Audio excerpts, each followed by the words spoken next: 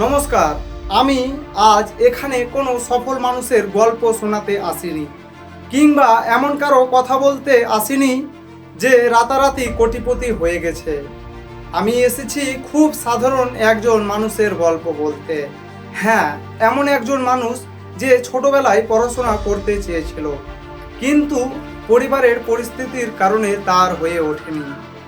সংসারের টানে তাকে ঢুকতে পড়তে হয়েছিল কাজে।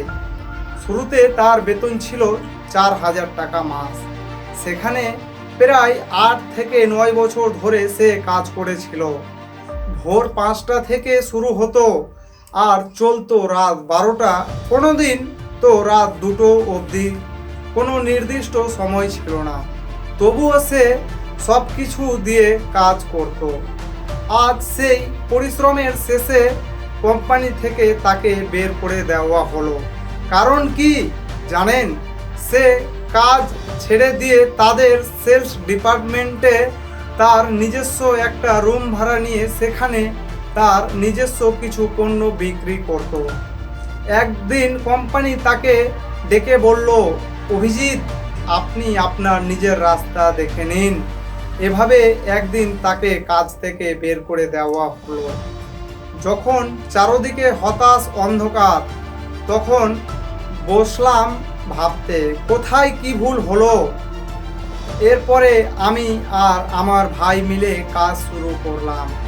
ব্যবসা তো খুব সাদামাটা, চকলেট, বিস্কুট, পাউরুটি, কুরকুরি, এসব এফএমসিজি বিভিন্ন পণ্য হয়। দিন শহরে চেনা গলি পেরিয়ে দূর দূরান্তে গ্রামে দোকানে দোকানে দোকানের কাছে যাই।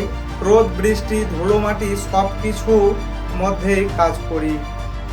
বাইরে থেকে মানুষ দেখে ভাবে ব্যবসা করছে, নিশ্চয় অনেক টাকা রোজগার করছে, কিন্তু সত্যটা কেউ জানে না। অনেক দিন এমনও গেছে সারাদিন হাড় ভাঙা খাটুনি খেটে, কিন্তু দিন শেষে পকেটে কোনো টাকাই থাকেনি। লাভ খাতায় কলমে থাকলেও টাকা আটকে থাকে বাজারে বাকিতে। ওদিকে কোম্পানিকে তো ঠিক সময়ে টাকা পরিশোধ করতে হবে। এই মানসিক চাপ শুধু একজন সাধারণ ছোট ব্যবসায়ী বুঝতে পারে। একটা সময় আমি ভীষণ হতাশ হয়ে পড়েছিলাম। মনে হতো, এত পরিশ্রম করছি, তাহলেও কেন এগোতে পারছি না? কোথায় ভুল হচ্ছে? শুধু বেশি কাজ করলেই কি ব্যবসা বড় হয়, নাকি সঠিক কাজ করাটাই আসল? সেই প্রশ্নের উত্তর খুঁজতে আমি শেখা শুরু করলাম, বই পড়তে শুরু করলাম, ভিডিও দেখতে শুরু করলাম, সফল মানুষদের গল্প শুনলাম। বুঝলাম, ব্যবসা শুধু মাল কেনা আর বেচা নয়। ব্যবসা মনে চিন্তা করার ধরন বদলানো। আজও আমি একই মানুষ, আজও আমি দোকানে দোকানে যাই, কিন্তু একটা জিনিস বদলে গেছে, আমার চিন্তা ভাবনা, আমার দৃষ্টিভঙ্গি। আগে আমি শুধু আজকের কথা ভাবতাম, এখন আমি 5 বছরের নিজের কথা নিজে যাব সেটা ভাবি। শুধু টাকা রোজগার করার চিন্তা না করে এখন আমি নিজেকে একটা ব্র্যান্ড করার স্বপ্ন দেখি। আমি বিশ্বাস করি, ছোট থেকে শুরু করলেও একদিন বড় হওয়া যায়, যদি শেখা বন্ধ করা না যায়। আজ আমি এখানে আপনাদের সামনে দাঁড়িয়ে আছি, তার কারণ আমি জীবনে সবচেয়ে বড় একটি অধ্যায়, যা আমাকে একদম শূন্য থেকে